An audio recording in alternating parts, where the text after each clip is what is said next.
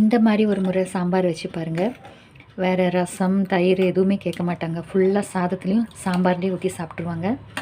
ஒரு முறை ட்ரை பண்ணி பாருங்களேன். எல்லா காயும் கலந்துருக்கு. நல்ல மணமாக இருக்குது.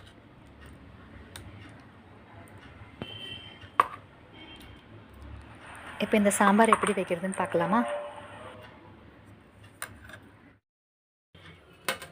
4 ஸ்பூன் துவரம்பருப்பு, இது மூழ்கிற அளவுக்கு தண்ணி, இது கூடவே ஒரு 2 பல் பூண்டு, சின்ன வெங்காயம் இப்படி முழுசாக போட்டுக்கலாம். இந்த சைஸ் நாட்டு தக்காளி எடுத்திருக்கேன். இதை நான் கழுவி கட் பண்ணி போட்டுக்கலாம். இப்போ கட் பண்ணி வச்ச தக்காளி போட்டுக்கலாம். இப்போ இது கூடவே ஒரு சின்ன சைஸ் பெருங்காயம், ஒரு 2-3 சொட்டு எண்ணெய். இது தேங்காய், கடலெண்ணெய், நல்லெண்ணெய், எந்த எண்ணெய் வேணாலும் போட்டுக்கலாம். ஒரு 2-3 ட்ராப் மட்டும் போட்டால் போதும். இப்போ குக்கர் மூடி போட்டு ஒரு 2 விசில் வச்சு எடுத்துடலாம். இந்த பொடி ஒன்று ரெடி பண்ணிக்கலாம்.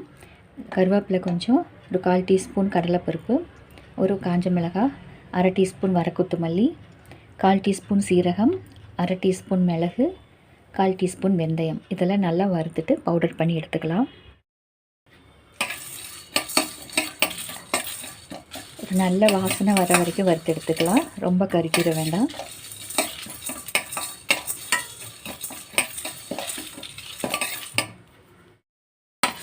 பாருங்க, ஒரு லைட்டாக ஒரு கோல்டன் ப்ரௌன் கலர் ஆயிடுச்சு. ரொம்ப கருக்க வேண்டாம். நல்ல வாசனை வரும், இந்த மல்லி கருவேப்பிலை வாசனை. இப்போ நம்ம ஸ்டவ் ஆஃப் பண்ணிவிட்டு இது ஆறுனதுக்கப்புறம் பவுடர் பண்ணி எடுத்துக்கலாம். ஒரு பெரிய நெல்லிக்காய் சைஸ் புளி எடுத்திருக்கேன். இதை நம்ம ஊற போட்டுக்கலாம்.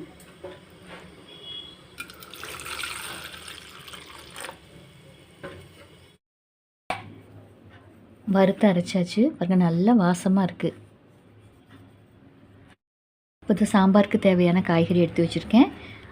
முருங்கைக்காய், கத்திரிக்காய், கேரட்டு, அப்புறம் வெள்ளை பூசணிக்காய், அப்புறம் ஆரஞ்சு பூசணிக்காய், இந்த கலர் பூசணிக்காய், அப்புறம் பீன்ஸ்.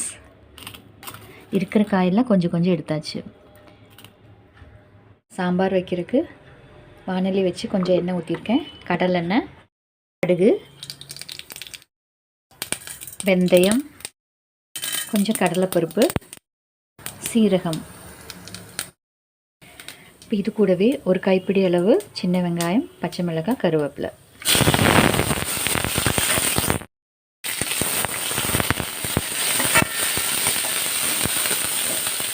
நல்லா வதக்கி விட்டுலாம். இப்போ காயை ஆட் பண்ணிக்கலாம்.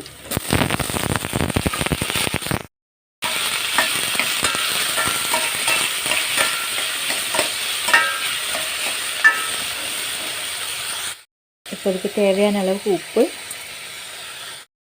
பருப்பு வேக வச்சோம் இல்லையா, நல்லா மசிச்சு எடுத்துக்கலாம். நல்லா வெந்திருக்கு. இது கூடவே ஒரு 1/4 டீஸ்பூன் மஞ்சள், ஒரு 2 ஸ்பூன் குழம்பு மிளகாய் தூள். தண்ணி ஊற்றிக்கலாம். காய் கொஞ்சம் வெந்ததுக்கப்புறம் புளி தண்ணி ஊற்றிக்கலாம். இப்போ இது கூடவே நம்ம பருப்பு தண்ணி சேர்ந்து ஊற்றிக்கலாம்.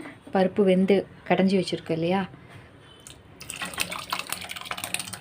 குக்கரில் இருந்தது அப்படியே போட்டாச்சு. நல்லா கலந்து விட்டுடலாம்.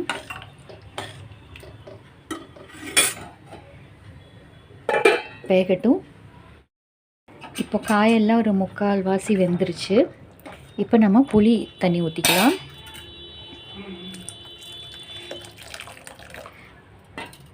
புளித்தண்ணி ஊற்றிட்டு இது கூடவே நம்ம வறுத்து பொடி பண்ணோம் இல்லையா, அது ஆட் பண்ணிக்கலாம்.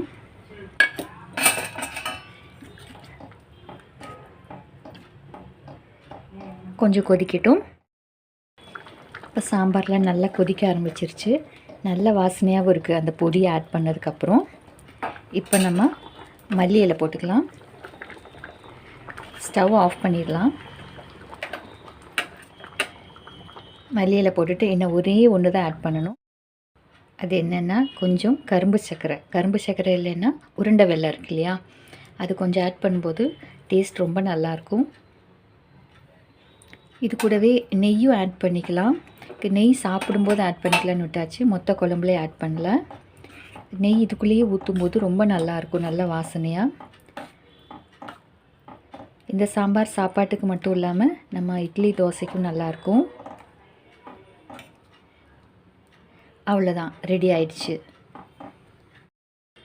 பாருங்கள், அந்த பொடியை ஆட் பண்ண உடனே நல்லா கலரே மாறி ரொம்ப நல்லாயிருக்கு. நீங்களே ஒரு முறை இந்த மெத்தடில் ட்ரை பண்ணி பாருங்கள். சாம்பார் நல்லா ரெடி ஆகிடுச்சு. இப்போ நம்ம சர்வ் பண்ணி எடுத்துக்கலாம். இது சாப்பாட்டுக்கு மட்டும் இல்லாமல் இட்லி தோசை எல்லாத்துக்குமே நல்லாயிருக்கும்.